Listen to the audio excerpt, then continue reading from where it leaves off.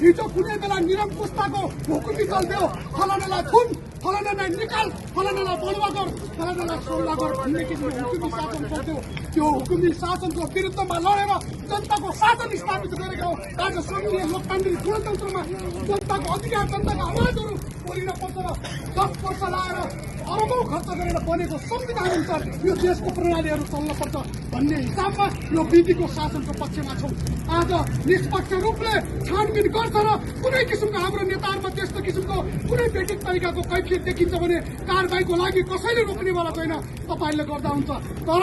स्टन्टबाजी गर्नको लागि, आफ्नो इगोको तृप्ति गर्नको लागि यो किसिमका गरिएका गतिविधिहरू, यो किसिमको गरिएका गैर राजनीतिक प्रतिशोधपूर्ण गतिविधिहरूको खेद प्रकट गर्न चाहन्छौँ। र आज सबै तपाईँ हामी नेपाली दाजुभाइ दिदीबहिनीहरूले कोही पात्रको विषयमा आज तपाईँहरूले भनिरहेका कुरा, कोही पात्रका विषयमा राज्यले गरिरहेको कुरा साँच्चै कानून सम्मत छ,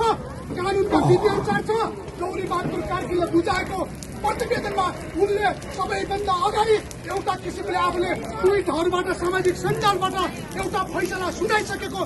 एउटा विवादित मान्छेलाई जबरजस्त रूपमा चाहिँ त्यहाँबाट उसलाई त्यो समितिको संयोजक बनाएर जुन किसिमको एउटा नियोजित रूपमा यो किसिमको 23 गतेको घटनालाई एउटा प्रणालीगत किसिमले 23 गतेको घटनालाई चाहिँ एउटा नियोजित रूपमा त्यसलाई दोषी देखाउने 24 गते हाम्रो देशको पुर्खौँका मान्छेहरूले एउटा सम्पदा सिंहदरबार जस्तो एउटा पवित्र सम्पदालाई आगो झोस्नेहरू ती नेपाली हुन् कि कौन, तिनी नेपाली हुन् कि होइनन्